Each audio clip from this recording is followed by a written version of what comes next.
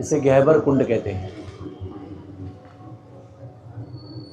ये ब्रह्मा जी की नाभि है। ऊपर दिख रहा है आपको कोई चोटी दिख रही ऊपर सफेद रंग की, वो मोर कुटी है। दिख रहा है सामने एकदम, तो एक बिल्डिंग जैसा है ना पहाड़ की चोटी पर, वो मोर कुटी है। ठीक है। और ये गह्वर कुंड है, इसको राधा सरोवर भी कहते हैं। और इसके ऊपर मान मंदिर है। हम मान मंदिर के नीचे तले में बैठे हुए हैं। और सबसे पहले जब हम यहाँ पर आए थे तो यहाँ पर एक छोटी सी कुटी थी। वे 1 2 3 4 5 मंजिल की बिल्डिंग बनी है ना, उधर केवल एक झोपड़ी थी और एक पेड़ था। जब हम सबसे पहले आए थे यहाँ पर 86 में आए थे, 1986, केवल 40 साल, ज़्यादा नहीं हुए। तो उसको कुटी कहते थे, कुटी।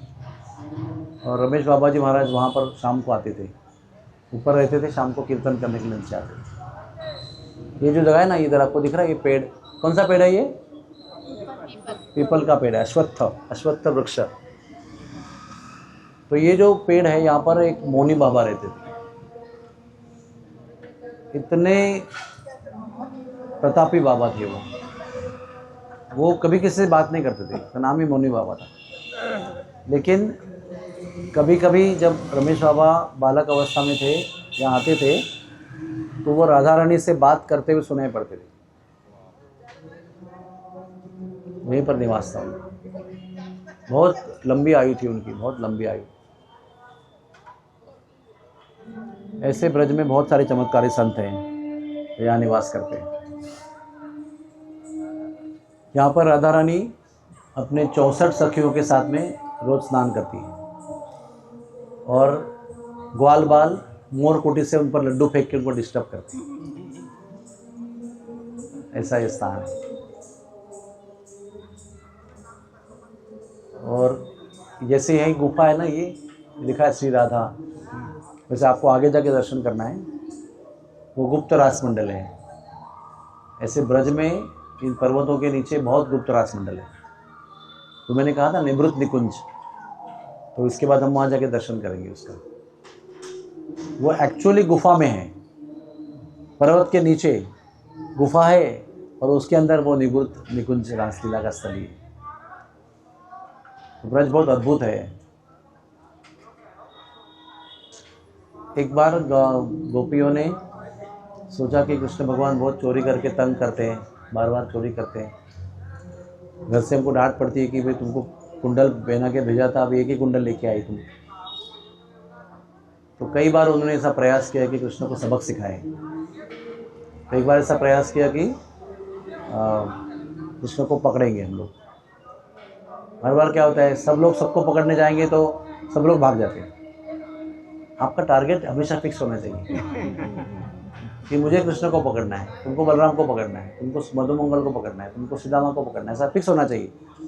सब लोग सबको पकड़ने जाएंगे तो सब लोग भाग जाएंगे। तो उन्होंने वो भी तय किया, एक कमरा बना दिया, उसके अंदर सारे दरवाजे बंद कर दिए, एक दरवाज़ा खुला रखा और बहुत सारे मटके लटका के रखे, मक्खन भरे हुए, वो भी लो लेवल पे, एकदम नीचे, ऐसा हाथ से खा सकते हैं ऐसे।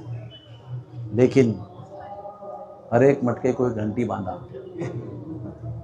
और घंटी से उन्होंने बताया, घंटी जैसे ही कन्हैया खाएगा तुम जोर जोर से बजना, फिर हम अंदर आके उसको पकड़ेंगे। और सब लोग झाड़ियों में जाके छुप गए। फिर उसके बाद में कृष्ण बलराम आए, उन्होंने देखा अरे कमरा सब जगह से बंद है, एक ही दरवाज़ा खुला है। तो दबे पाँव से अंदर चले गए, देखा तो सारी मटकियाँ एकदम नीचे लेवल पे है, मक्खन से भरी हुई है, उसका सुगंध भी आ रही है। आपको पता है ना ब्रज में मक्खन को खुशबू आती है, क्योंकि गाय जो है ना वो कमल की खुशबू वाला घास खाती है, तो दूध को भी कमल की खुशबू आती है, और मक्खन में और ज़्यादा संपृक्त कॉन्सनट्रेटेड खुशबू आती है। तो खुशबू भी बढ़िया आ रही है, दिख भी बढ़िया रहा है, और मक्खन से भरा हुआ मटके लटके हुए हैं। लेकिन हर एक मटके पर एक घंटी बंधी हुई है। कन्हैया कहता है कि कोई षड्यंत्र है इसके अंदर। तो कहते हैं हम घंटी से ही बात करते, क्या बात है? तो ठाकुर जी कहते हैं कि हमको यहाँ बांधा गया है क्योंकि हमारी मर्यादा आपने ही बनाई है कि जब हम आप खाते हो कुछ, आरोगते हैं कुछ, तो हमारी बचने की मर्यादा है, हमारी सेवा है वो। तो ठाकुर जी उनको कहते हैं कि आपकी मर्यादा को मैं सम्मान करता हूँ, मैंने ही बनाई मर्यादा है, लेकिन आज आप नहीं बचेंगे जब मैं खाऊंगा। तो सारे घंटे उसे बात करके सेटअप कर दिया कि हम लोग खाएंगे या आप नहीं बचेंगे। बोले ठीक है, जैसे आपकी आज्ञा है। बोले जाओ गाल वालों खाओ। सब लोग टूट पड़े सब मटके पर, और घंटी प्रतीक्षा कर रही है कि भी ठाकुर जी जब खाएंगे तब हम बचेंगे, लेकिन बजाने को नहीं बोला है तो नहीं बचेंगे। लेकिन जैसे ही ठाकुर जी ने खाना शुरू किया तो घंटी भाव विभोर हो गई, क्या बोला था वो भूल गई और जोर जोर से बजने लगी। घंटी का भाव प्रकट करने का तरीका क्या है? बजना है ना उसको। घंटी जोर जोर से बजी, सारी गोपियां झाड़ी से बाहर आके झपट पड़ी सबके ऊपर। लेकिन ग्वाल बाल बहुत चतुर थे, उन्होंने क्या किया, ऊपर नीचे देखा सब दरवाजे बंद है, ऊपर एक खिड़की खुली दिखी, एक एक के ऊपर बैठ चढ़ के फटाफट खिड़की से बाहर निकलने लगे। ऐसे मतलब अभी हमारे यहाँ पर चूहे भी होते हैं हॉस्पिटल में, सर सेकंड के अंदर जाते हैं ना, ऐसे झप झप झप झप झप, आप देख भी नहीं पाते उनको, इतने पतले होकर चले जाते हैं। तो सारे ग्वाल बाल एक दूसरे को ऐसे जैसे कि प्लान्ड है पूरा, फटाफट निकल गए, सब भाग गए, एक बेचारा अटक गया क्योंकि उसका पेट खिड़की से बड़ा था। तो उसका पेट जो आधा निकल गया वो, और कैसे जो निकल गए ना वो नीचे वाले को खींच लेते हैं, और अभी ऊपर जा रहे हैं, उनके पैर गोपियां खींच रही है। लेकिन जब ऊपर खींच रहे हैं तो वो ज़्यादा जल्दी जल्दी खींचे जा रहे हैं, लेकिन ये बेचारा अटक गया, ये ऊपर से खींच कर भी निकल नहीं रहा है। तो नीचे का लोग जो खींचने वाले थे वो जीत गए, और वो मधुमंगल धाड़ करके नीचे गिरा, और बेचारा इतने सारे गोपियों में बाल बालों में वो अकेला बच गया। अभी समझो मुझे आपको पकड़ना था, उनको इसको पकड़ना, सबके लक्ष्य भाग गए, और सबको मिलके एक ही लक्ष्य मिला, एक ही टारगेट। सबने उसको टारगेट किया और मुक्के, लात, थप्पड़, लाफा सब मार दिया उसको। बेचारा उसको परेशान कर दिया मार मार के, जोर से चिल्लाने लगा कृष्णा बलराम कृष्णा बलराम। तो कृष्ण बलराम सब लोग मंडली को लेकर खिड़की से उठकर अभी भाग रहे हैं, तो उनको आवाज़ सुनाई देती कृष्ण बलराम कृष्ण बलराम। तो रुक जाते हैं, क्योंकि हमारा एक सखा वहाँ अटक गया है, ऐसे भागना अच्छा नहीं है, उसको बचाना हमारा कर्तव्य है। तो यू टर्न लेके आते हैं और रुबाब से इस दरवाजे पे खड़े रहते हैं। जो सखियों, तुम जानते हो वो कौन है? वो ब्राह्मण का पुत्र है, उसको अगर क्रोध आएगा तुमको वो शाप देगा। जैसे ही ब्राह्मण के पुत्र ने सुना, खड़ा हो गया ब्राह्मण का पुत्र, अभी जनेऊ तोड़ता हूँ, ऐसा शाप दूंगा आपको कि आप एक एक गोपी का विवाह ऐसे बुड्ढे से होगा इसके पहले 7 पत्नी होगी। गोपियाँ बहुत भोली वाली है, तो उसने भी डरा दिया, उसने भी डरा दिया, तो लोग चरणों में गिर गए, अरे अरे ऐसा मत करना, ऐसा मत करना, तो उसका दंड देना पड़ेगा आपको। तो क्या करना पड़ेगा? सब लोग हाथ जोड़ के अभी पश्चाताप कर रहे कि हमने ब्राह्मण को मारा, हम तो वैश्य जाति के। तो उन्होंने बोला क्या चाहिए आपको, बताइए आप कैसे प्रसन्न कर रहे हैं आपको। तो फिर उन्होंने कहा, मधुमंगल ने कहा मुझे लड्डू खिलाओ, तो मेरी एक शर्त है, कोई लड्डू रिपीट नहीं होना चाहिए। तो आप भी रवा का लेके आएंगे, आप भी रवा का लेके आएंगे, आप भी रवा का लेके आएंगे, तो क्या है उसमें? मीटिंग करो, आप डिस्कस करो, और एक भी लड्डू रिपीट नहीं होना चाहिए। जितने गोपियाँ उतने लड्डू चाहिए, इतने प्रकार के लड्डू चाहिए, और एक गोपी एक लड्डू लेके नहीं आएगी, बहुत सारे लेके आएगी। समझ में आया आपको? तो सारी गोपियाँ ने मीटिंग किया और बोले अगर रिपीट हो गया तो मैं शाप दूंगा आपको। तो मीटिंग किया और अलग अलग प्रकार के लड्डू लेके आए, ढेर सारे। और वो जो वहाँ पर सिंहासन दिखा आपको, सिंहासन दिख रहा है आपको उधर बिठाया उसको, उसका पूजा किया, पादक प्रक्षालन किया, षोडशोपचार पूजन किया, आरती उतारी, और फिर लड्डू का भोग लगाया।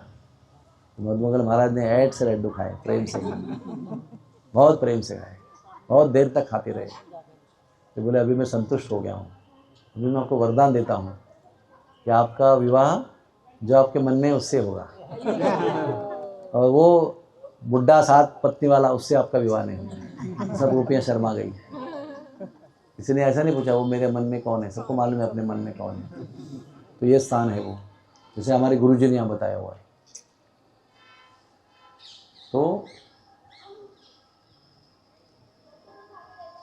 ये जो मान मंदिर है, यहाँ पर हम कल जाएंगे सुबह, हाँ, और कथा बताएंगे आपको। लेकिन संक्षेप में ये एक खंडहर था पहले, बहुत साल पहले, around 100 years back.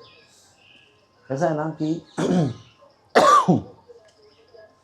Thakur ji को लीलास्थली जो है ना, वो काल के प्रभाव से लुप्त होती है, फिर प्रकट होती है, फिर लुप्त होती है, फिर प्रकट होती है। जब भगवान चले गए थे तो सारे ब्रजवासी भी गोलोक चले गए थे, तो ब्रज में कोई नहीं था उस समय।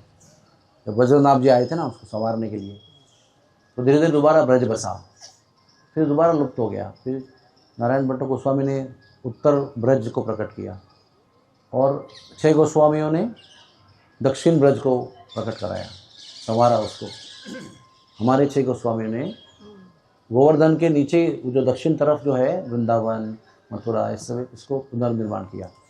और जब गोवर्धन के इस तरफ का जो ब्रज है, उत्तर ब्रज, जैसे कामय वन है, नंदगांव बरसाना है, वहाँ के सलियों को नारायण भट्ट गोस्वामी प्रकट किया। तो उसी स्थिति में मान मंदिर एक अति उत्कट स्थान है। 4 गढ़ वैसे ही विशेष है। ब्रह्मा जी वहाँ पर पत्थर बन के बैठे हुए हैं। साधारण बात नहीं है पत्थर बनना। हाँ, हमारे पास कुछ भी नहीं, फिर भी हम लोग इतना गर्व करते हैं। ब्रह्मा जी के पास कितना गर्व होना चाहिए बताओ।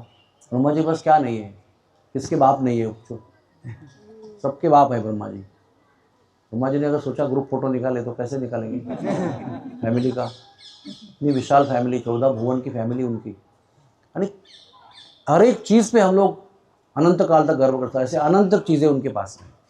वो यहाँ पर्वत बने हुए, और पर्वत बने हुए ना ऐसे खाली नहीं थे वो पर्वत। जब राधा कृष्ण उन पर लीला करते थे तो वो पिघलते थे ब्रह्मा जी, इसलिए वो हथेली के चिन्ह बने, फेटा के चिन्ह बने, बहुत सारे चरणों के चिन्ह बने, क्योंकि वो लीला जब होती थी तो लीला को देखते हुए वो पिघलते थे भाव विभोर होकर।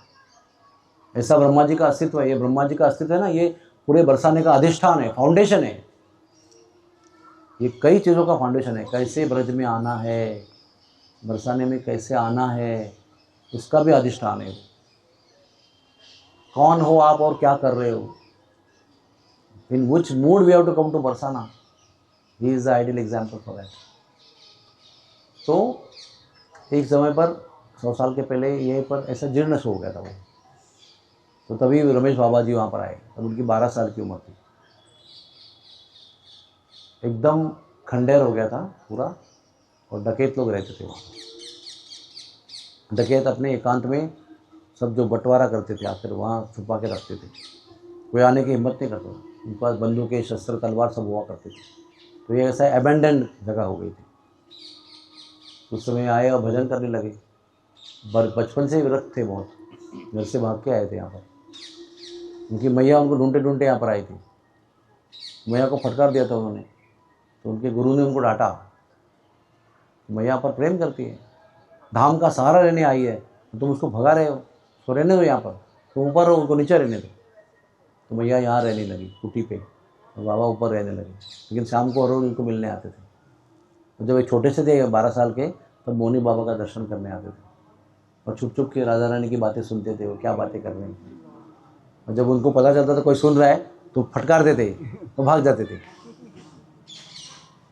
तो फिर एक दिन डकैतों को पता लगा कि बाबा आकर यहाँ पर शोर मचा रहा है, जोरों से पुकार रहा है राधा रानी को, तो हमारा कैसे होगा। बंदूक लेके आए, यहाँ से चले जाओ, जान से मार देंगे। जाते हो कि नहीं जाते। तो क्या जवाब दिया। ये जवाब सुनकर डकैत जो है ना, वो एकदम परास्त हो गए। This is got defeated. What response he give, मरने के लिए तो आए हैं।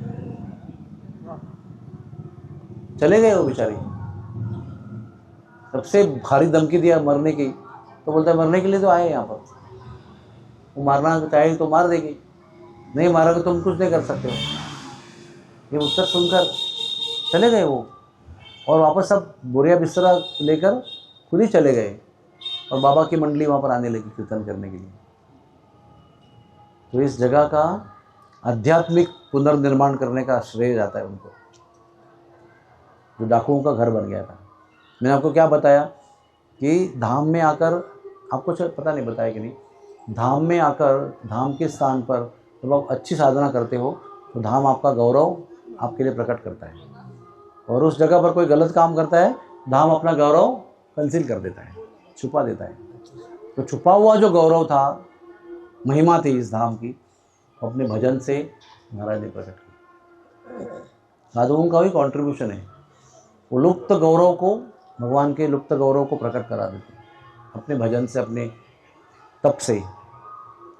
और आज इतना मान मंदिर इतना फेमस हो गया है, 177 कंट्रीज़ में उनके अनुयायी हैं, जो रोज़ उनका कथा सुनते हैं लाइव। हमारे गुरु महाराज भी यहाँ पर 6 महीना रुके थे, तो सीढ़ी भी नहीं थी, वेल रॉक्स थे, रॉक्स पर हम लोग भी रॉक्स पर चढ़ के गए हैं 86 में। इसके बाद में सीढ़ी बनी है हमारे आंखों के सामने, तो बड़ा अद्भुत स्थान है। तो मैं क्या कह रहा था कि भानुगढ़ में एक लीला है, उनका निवास है, वहाँ पर सब लोग रहते हैं। दानगढ़ में दान लीला होती है, विलासगढ़ में विलास करते हैं। यहाँ पर सबसे उत्कट लीला है मान लीला, तो समझना भी बड़ा मुश्किल है। तो वैसे ब्रज का हार्ट बरसाना है, बरसाना का हार्ट गैवर बन है, उसमें एक गैवर कुंड है, ऊपर मंदिर है। आप सब लोगों को बधाई है बहुत, क्योंकि आप ऐसे स्थान पे आए। ये स्थान बाह्य दृष्टि से एक आकर्षक है, बड़े बड़े वृक्षों की छाया है यहाँ पर। ये महान वृक्ष, कई हजारों सैकड़ों वर्ष के वृक्ष यहाँ विराजमान, लीला स्थली को प्रिजर्व कर रहे हैं, है ना। साथ साथ यहाँ पर लीला की गहराई भी है। समझ में आया होगा कि भगवान के विषय में चर्चा करना इतना आसान नहीं है, अनंत बाधाएं आती हैं, बाह्य रूप से आती है, अंदर से भी आती है, विक्षेप के रूप में आती है। तो इसलिए धाम में ना एकदम सतर्क होकर रहना है हमको, फुल्ली फोकस्ड होना चाहिए, क्योंकि आपके फुल्ली फोकस होने के बाद भी बाधाएं आएंगी। और अगर आप फुल्ली फोकस नहीं है, आपका मन यहाँ वहाँ बटा हुआ है, भटका हुआ है, 50 चीज़ें सोच रहा है, बम्बई में क्या चल रहा है, शेयर मार्केट का क्या हुआ बम्बई में, उस क्रिकेट का कितना स्कोर हो गया, कौन गिर गया, कौन जीत गया, हाँ, कौन महापौर बन गया मुंबई का, ये जब मन बटता है तो अंदर की बाधा है वो, तो बाहर की बाधा है ही, बंदर है, शोर है, म्यूजिक है, लाउड स्पीकर है, पटाखे हैं। दैट इज़ वाई जैसे कलयुग आगे बढ़ता है ना, उस धाम की महिमा को पकड़ना बहुत मुश्किल हो जाता है, नॉट ईजी। आप आ सकते हैं यहाँ पर, आए, आपने टिकट निकाला, घर बंदा, रूम लिया, सब कुछ आपका व्यवस्था है, फिर भी धाम को ग्रास्प करना बहुत कठिन है, और वो हर एक व्यक्ति के ऊपर डिपेंड है कि आपको कैसे धाम को पकड़ना है। तो मैं खाली कह सकता हूँ, लेकिन पकड़ना आपको है, और मुझे भी पकड़ना है, मेरे लिए भी वो ये एक चैलेंज है, आपके लिए भी चैलेंज है। इसलिए धाम के अंदर जितना समय मिला है ना, वो एक एक क्षण आपको जन्म जन्मांतर का लाभ कुछ ही समय में दे सकता है। अनंत जन्मों के भटकने के बाद में धाम का सही निवास, वास्तविक true association of dham can give you Krishna and Krishna prem. लेकिन वो सब हमारे ऊपर डिपेंड है, हम क्या चाहते हैं। इसलिए धाम में कथा तो महाराज एक ही करते हैं, लेकिन हर एक को उसका अलग अलग लाभ होता है। क्यों? क्योंकि हर एक की चेतना अलग अलग है, हर एक का कप का साइज़ अलग है, हर एक का कप का टाइप अलग है, हर एक की लेने की इच्छा अलग है, हर एक की लौल्य अलग है, हर एक की लालसा अलग है। एवरीबडी हैज डिफरेंट ईगरनेस, और वैसे अपने अपने पात्र भरकर हम लेके जाते हैं। तो what is important is focus. Hare Krishna Krishna Krishna Hare Hare, Hare Ram Ram Ram Hare Hare.